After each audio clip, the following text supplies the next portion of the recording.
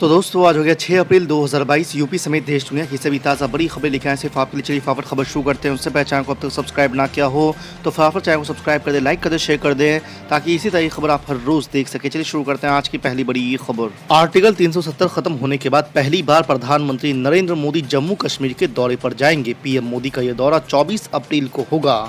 BJP के राष्ट्रीय संगठन सचिव अशोक कौल ने यह जानकारी दी। कौल ने यह भी बताया कि दौरे के दौरान कश्मीरी पंडितों के प्रतिनिधियों से भी पीएम मोदी को मिलाने की कोशिश हो रही है ताकि वो खुद पीएम मोदी से मिलकर अपनी समस्याएं साझा कर सके। इससे पहले मंगलवार को बीजेपी का राष्ट्रीय महासचिव तरुण चुग ने कहा कि पीएम नरेंद्र मोदी ने जम्मू कश्मीर को आतंक की राजधानी से पर्यटन की राजधानी बना दिया है। तेलंगाना में कांग्रेस पार्टी के अंदर गुटबाजी की वजह से बिगड़ते हालत को संभालने के लिए राहुल गांधी मैदान में उतर पड़े हैं। इस तनाव को खत्म करने के लिए राहुल गांधी ने एक पार्टी फॉर्म बनाने का फैसला किया है। राहुल गांधी ने तेलंगाना के पार्टी नेताओं के साथ लगभग 3 घंटे तक बैठक की। इसमें प्रदेश कांग्रेस कमेटी के अध्यक्ष ए रेवंत रेड्डी और एआईसीसी के इंचार्ज मनिकम टैगोर समेत करीब 35 नेता शामिल हुए थे। आपको बता दें, कांग्रेस के एक वरिष्ठ नेता ने बताया कि मीटिंग में राहुल गांधी ने कहा कि किसी को कोई भी दिक्कत है या फिर पार्टी के कार्य प्रणाली से परेशानी है तो ये फॉर्म की निगाह में लाया जाए।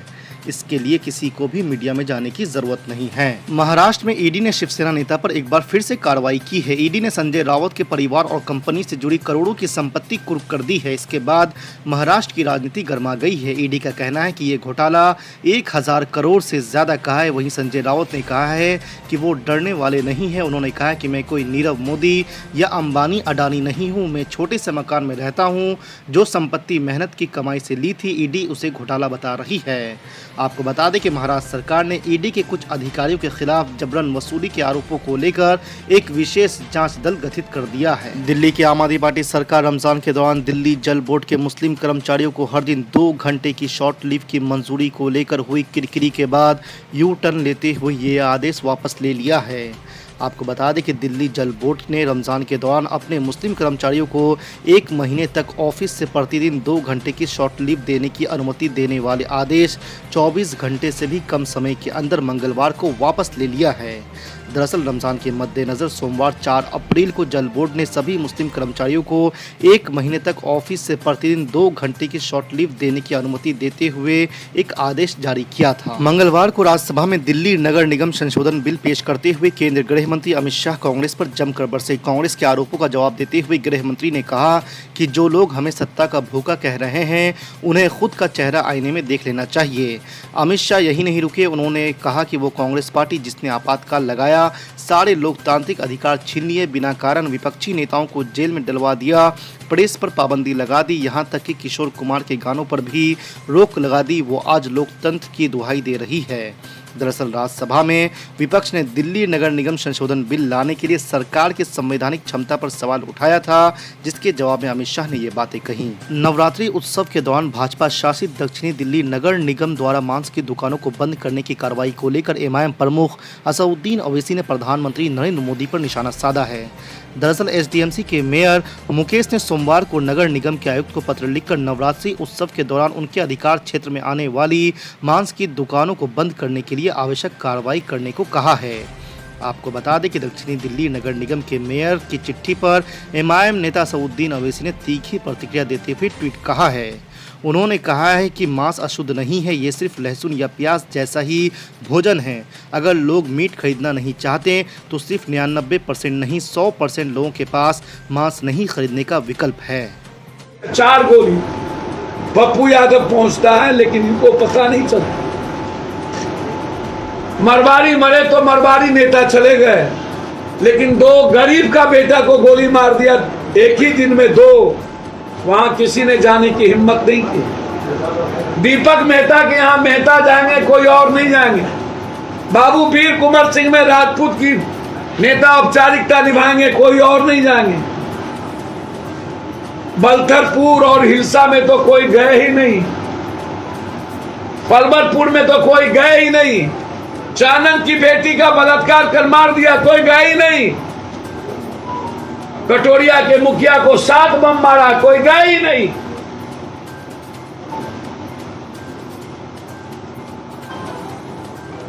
मेरा आग्रह है इंटायर अपराधी माफियाओं का कॉल डिटेल निकाला जाए, उसको सीडीआर पे लिया जाए और उससे पता चल जाएगा कि अपराधी माफिया एक महीने में किससे बात करता है और इससे पता चल जाएगा कि कौन कौन लोग जमीन के माफियाओं में दलाली में इन्वॉल्व हैं। सबसे ज्यादा जमीन का पैसा नेता और पदाधिकारी को जाता है, सबसे ज्यादा उसमें सीओ, डीसीएलआर, एडीएम तक इन्वॉल्व हैं।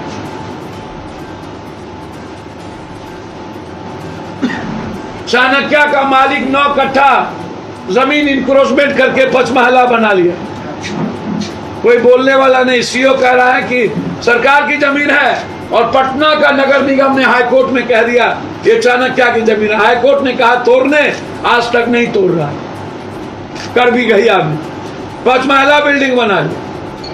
सारे जमीन कब्जे हो गए सरकार के, पूरे बिहार का जमीन कब्जा हो गया। चाणक्य का मालिक करबगैया में 5 मंजिला बिल्डिंग, मास्टर सब सभी बात की, बोला हाई कोर्ट का आदेश आया हुआ है सर, देख रहे हैं। हमने कहा 3 साल से आप देख रहे हैं। कंप्लीट जमीन माफियाओं का, शराब माफियाओं का, और सभी एमएलए एमपी इन्वॉल्व। सुबह से शाम जमीन की धंधे में एमएलए एमपी रहते हैं, पदाधिकारियों की दलाली में रहते हैं, वह कोई अच्छा काम नहीं कर सकते। और ये ट्रिपल, मैं विपक्ष के नेता को कहना चाहूंगा, ये जितना मर्डर हो रहा है ना, उसमें आपकी पार्टी की भूमिका सबसे ज्यादा है। और जितना जमीन कारोबारी का धंधा हो रहा है, बराबर के हिस्सेदार हैं आप लोग। सूप बाजे तो बाजे, चलनियों बाजे। हिम्मत है तो दीपक मेहता के यहां गए क्यों नहीं सिटी में, दानापुर, हाँ जाते ना। कौन कौन मारा पता नहीं है इनको। लॉ एंड ऑर्डर पर सवाल उठाने वाले विपक्ष के नेता को आग्रह करेंगे, पहले अपने गिरबान में झांक करके देखे कि सारे अपराधी और 47 वाले को टिकट देते हो और लॉ एंड ऑर्डर के सवाल पर बात करते हो। इन्हें माफियाओं के प्रचार और पैसे कमाने से फुर्सत नहीं है कि लोकतंत्र और इतना बड़ा महंगाई पर कोई लड़ाई लड़ा जा सके। जो पिता को देखने के लिए जिन्हें फुर्सत नहीं हुई, आज तक पिता जेल गए, देख कर इसके पहले भी इसके परिवार के लोग कभी भी पिता को देखने की